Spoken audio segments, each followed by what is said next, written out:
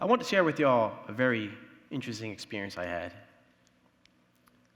I live in a small area of South Philadelphia called Grace Ferry. It's a neighborhood that has urban blight, issues with unemployment, and a lot of people living working class above the poverty line. And to top it all off, I've lived there my entire life, and I've seen the changes that have happened. And the thing that makes it so interesting is that on top of all of these systemic problems that are happening in this neighborhood, guess what the name of the neighborhood is called? The Forgotten Bottom. Forgotten Bottom. I remember thinking, why would someone want to name their neighborhood that? Who would want to have a community called Forgotten Bottom? Who would want to live in a place that not only has systemic issues of urban blight and poverty, but also has a name that just has such an icky feeling to it? So I remember, I would say this is maybe 4 or 3 years ago. I remember thinking, coming back from college, being excited, having some fresh ideas, feeling energized, thinking to myself, this is something tangible we can do as a community. How about we just change the name? It sounds always horrible. Just change the name. I remember that night, I was up in my room. I typed myself up a little small survey. I kept only 3 questions because I know people don't like to talk. And my first question was, were you aware your neighborhood's called Forgotten Bottom? My second one was, how do you feel about it? And the third one was, we should be open to changing it. I figured it was very simple. I'd get straight to the point. And the next morning, I was ready to go knock on some doors, engage my community, and get people fired up. I remember that night being very excited. This is something that's tangible. This is something we all can do, and we would come together. It'd be a really cool thing, and we would change how everything looks. And who knows, it maybe lead to bigger things, bigger conversations about the systemic problems in South Philly. So I remember knocking on my door, my neighbor's door across the street. Knock, knock, knock. Hi, my name is Kyle. I live across the street. I found out the name of our neighborhood is called the Forgotten Bottom. How do you feel about it? My neighbor looked at me first, obviously thinking. And then he said to me, I like it. I figured, okay, that must be the one crazy neighbor in the neighborhood. I'll try another. So I went to the neighbor right next to that. Same thing, boom, boom, boom. My name is Kyle, live down the street. I found out the name of our neighborhood is called Forgotten Bottom. I'd love to know what you think about it. How do you feel about it? To which she said to me, I like it. It means they won't forget about us. To which I thought, forgotten means we already. Anyway, and if you look right now, it's still there to this day. I took the biggest chance in the world of putting my home address for all the world to see. But there it is, dead smack in the middle above a neighborhood called Forgotten Bottom. And I was very puzzled by this. Here I come in with well-intentions. I'm thinking, this is something that's tangible. Why can't this come together? And I remember I did the same process again. I knocked on some more doors. This time down the street, the next block. And overwhelmingly, people just they liked it. They didn't want to change it. And then something else alarming happened that I felt, a really eye-opening experience. I realized at that point, I was a gentrifier.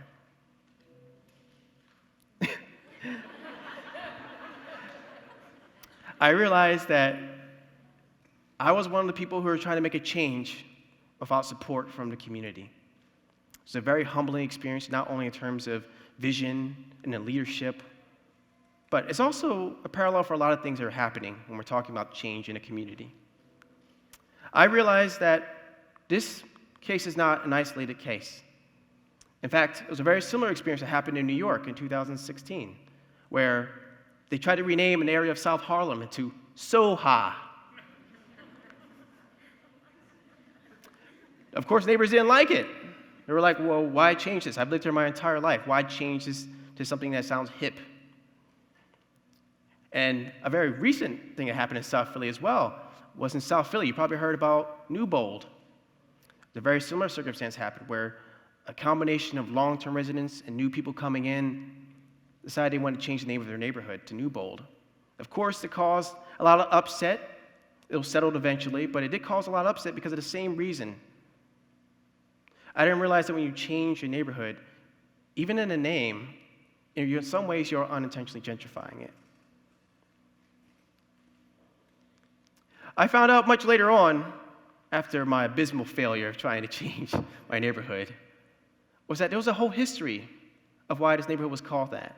In fact, there was even a book written called The Forgotten Bottom, Philadelphia Remembered, where residents talked about why they named their neighborhood what they named it. There's even a civic association called the Forgotten Bottom Neighborhood Association. There's a lot of reasons why this neighborhood was named what it was, and I was alarmed to hear what it was. And it's a combination of, at the time, we're talking about late 70s, early 80s, a lot of residents felt like they weren't being listened to.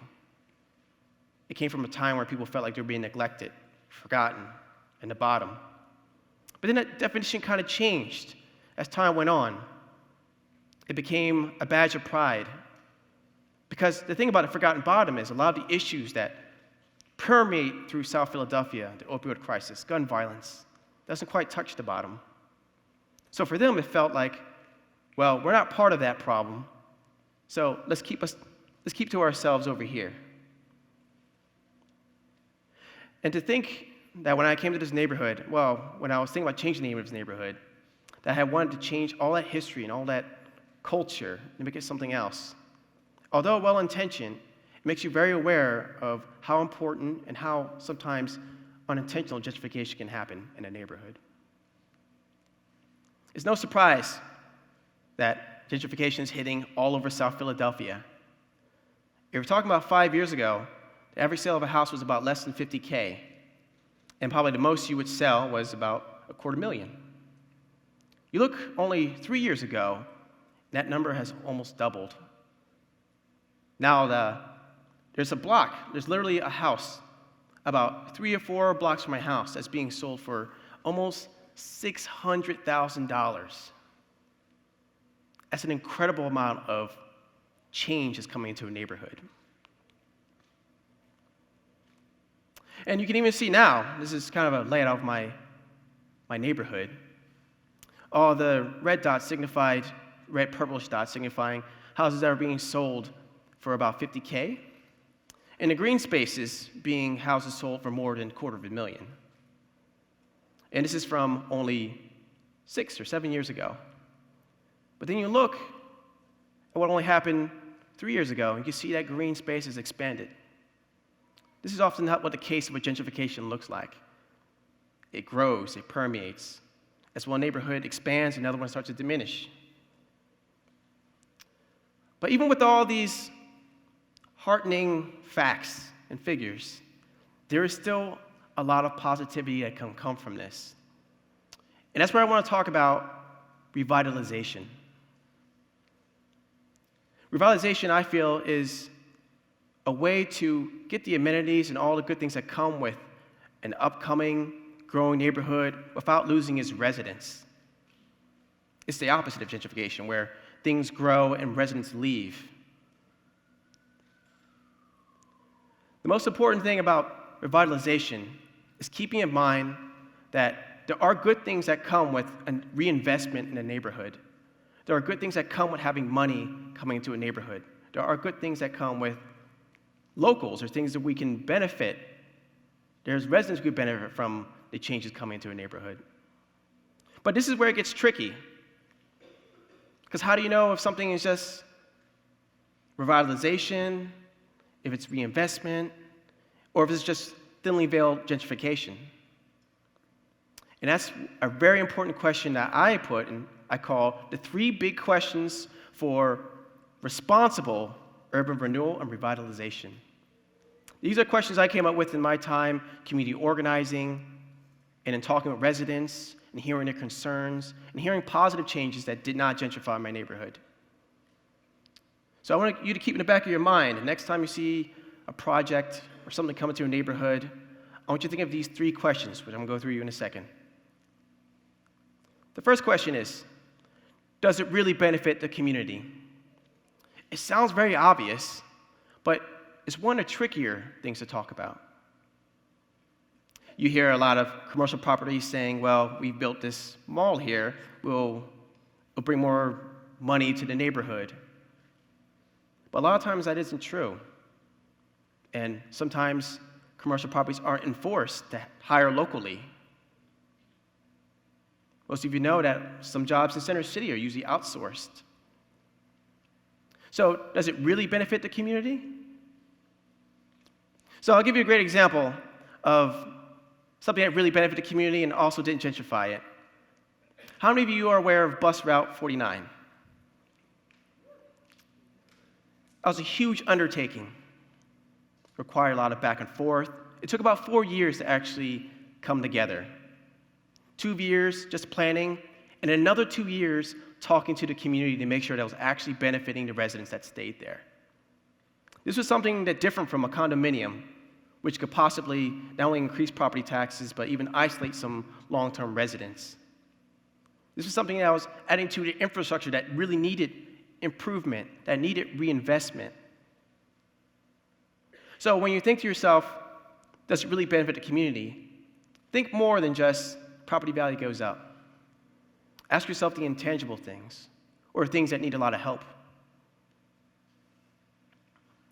As you can see here, I put a design of, during the 2-year process, there was a lot of back and forth between the community and SEPTA. On the left, you see the original design. As you can see, the route originally never touched Grace Ferry. It was just a starting point. It would go through Graduate Hospital, and then it would go over to University City, then 30th Street Station, then Fairmount. Of course, at the time, people in Grace Ferry, we were like, well, we need resources here. We need economic opportunity here. And our talks and our conversations with SEPTA changed. You look to your right, this is the new route that opened February 24th. This is a new route that not only serves the people who've been living there for a long time, but also benefits the people who might be coming in. So this is a great example of something that adds value to a neighborhood without asking its residents to leave or forcing them to leave. Which leads to my next question. Does the community know about it?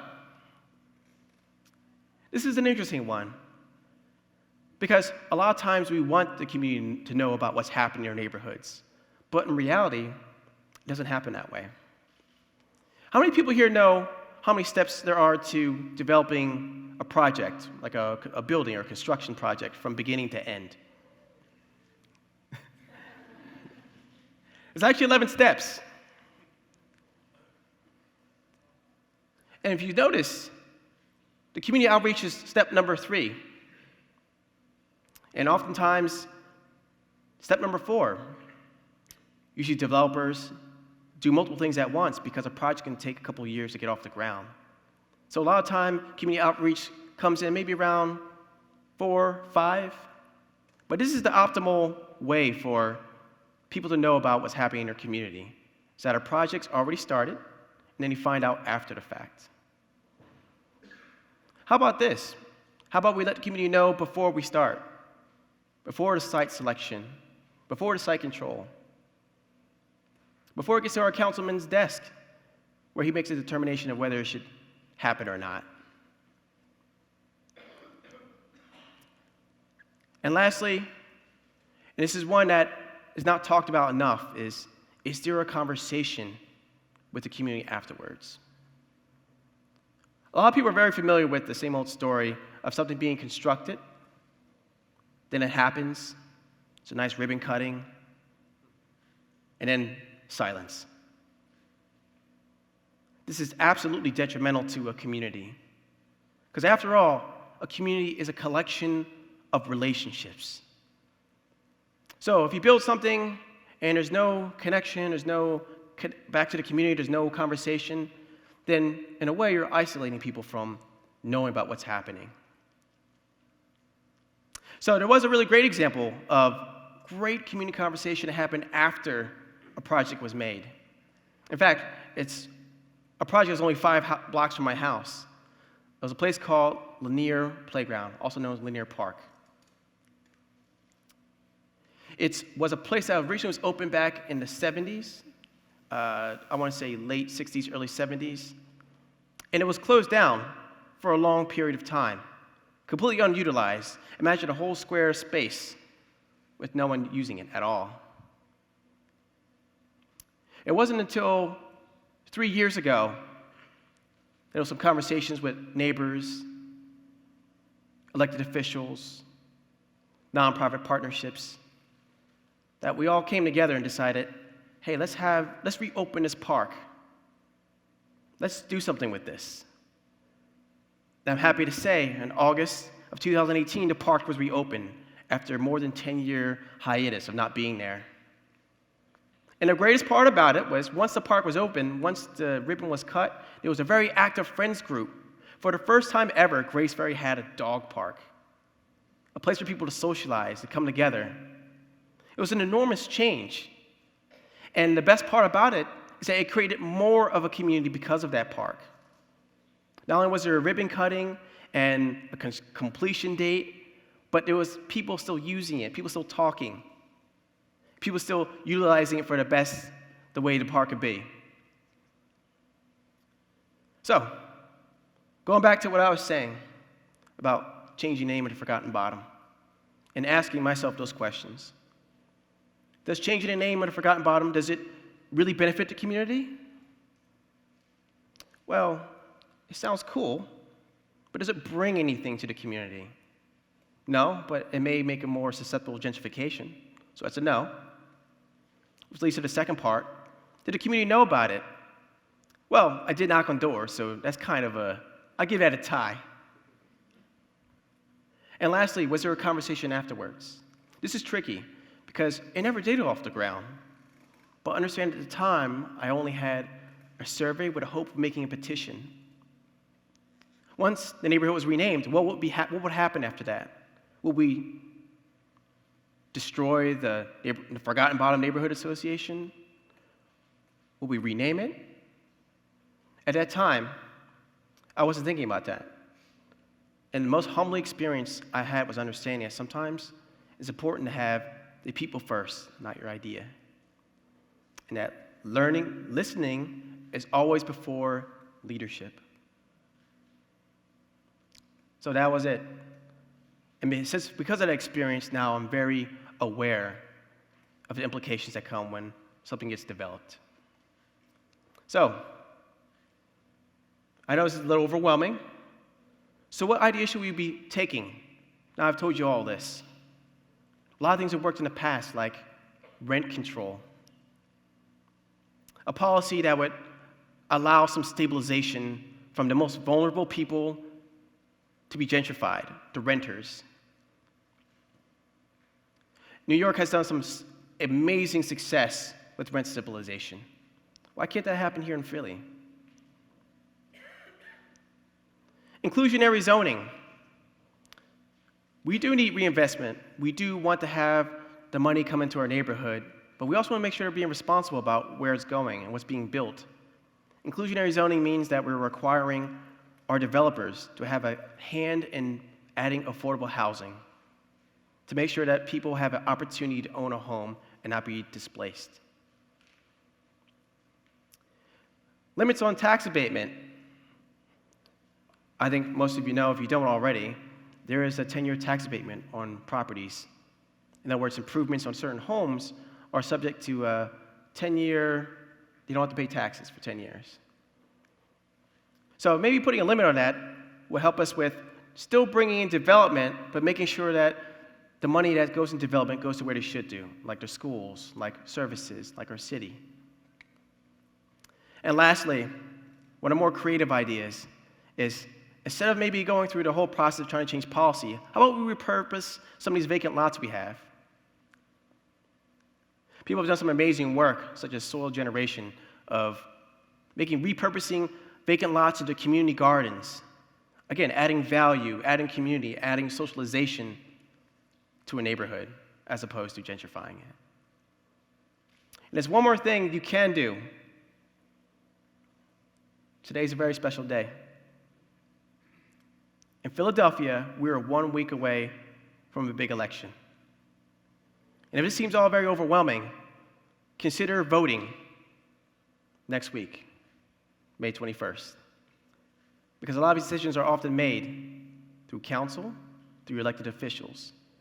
So ask yourself next time you want to vote for a candidate, what platform are you using in order to make sure that the neighborhood is not gentrified?